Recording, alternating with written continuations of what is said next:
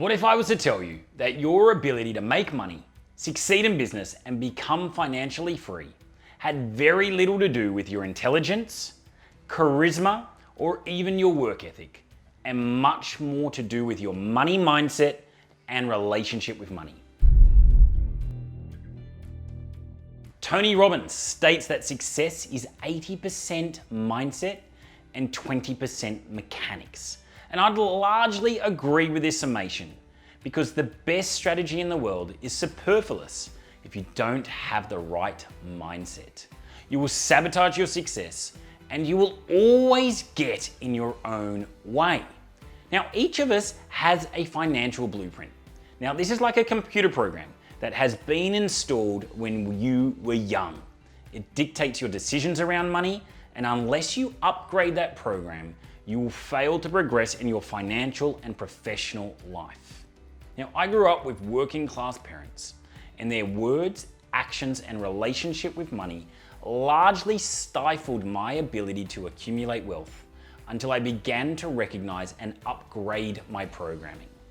If you want to master your money mindset and install a new financial blueprint that unleashes a more prosperous life, then stay tuned as I share the exact formula on how to make this happen. Now, a lot of the ideas that I will be sharing come from a combination of my own experiences and 3 books that I highly recommend.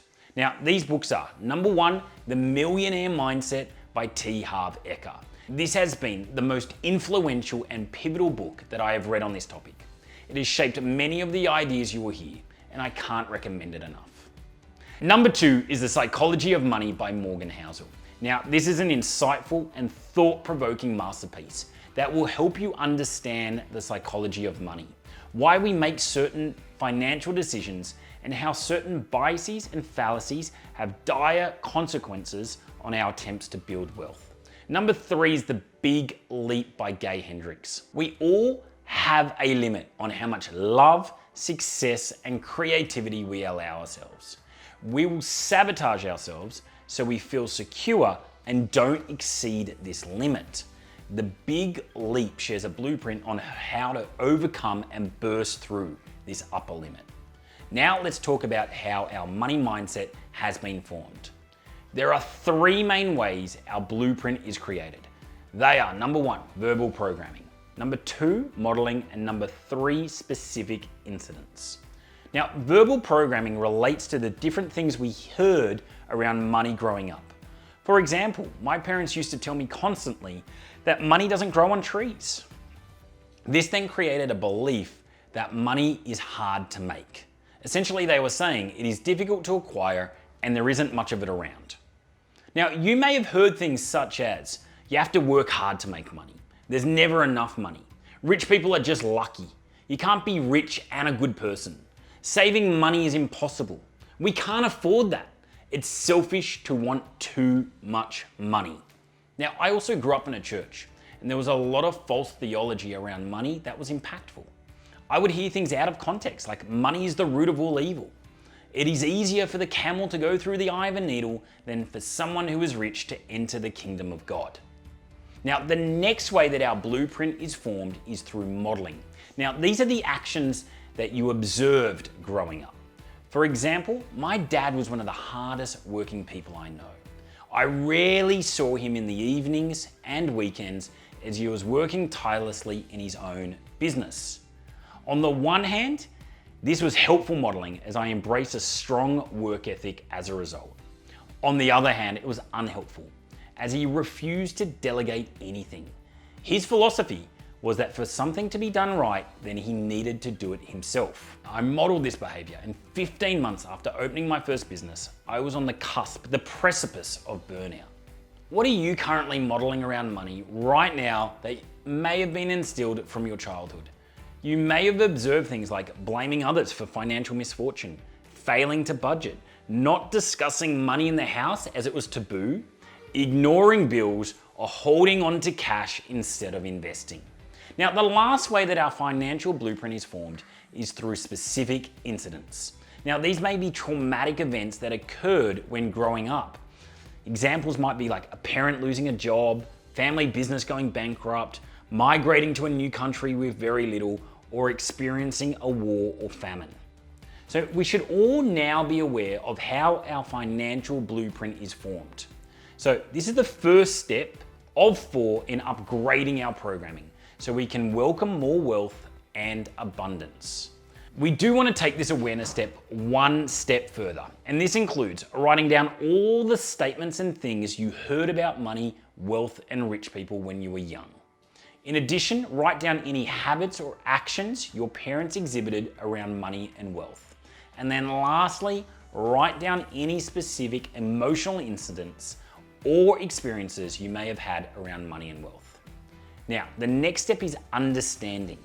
You need to write down how these statements, modeling and specific incidents have affected your financial life so far. The third step is disassociation. Can you see that these statements, acts, and experiences are learned? They're actually not part of you.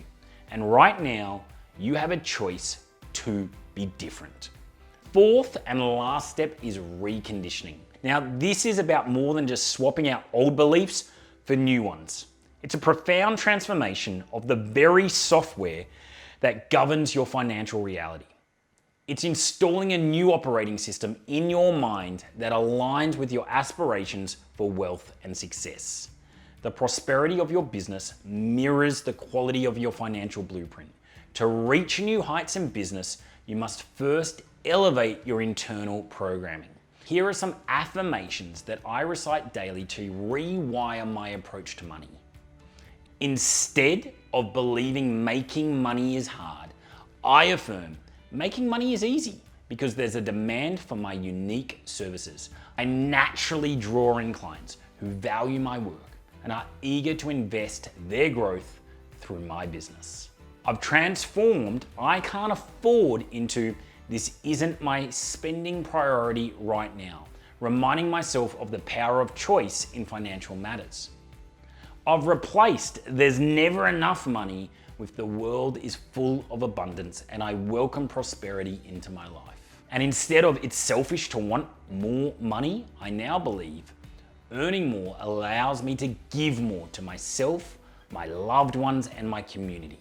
And money causes stress and problems has evolved to when managed wisely, money is the source of comfort and solutions. Feel free to adopt these affirmations or create ones that resonate with you. The crucial part is to declare them with conviction and integrate them into your daily routine. State them during meditation, listen to them in your affirmation audio, or powerfully declare them in front of a mirror each morning. Visualize the life these beliefs are creating, the freedom and the choices.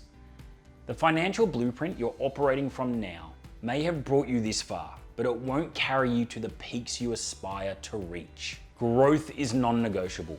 Evolve, upgrade, and watch your life and business flourish in response. It's not just about wanting more, it's about becoming more.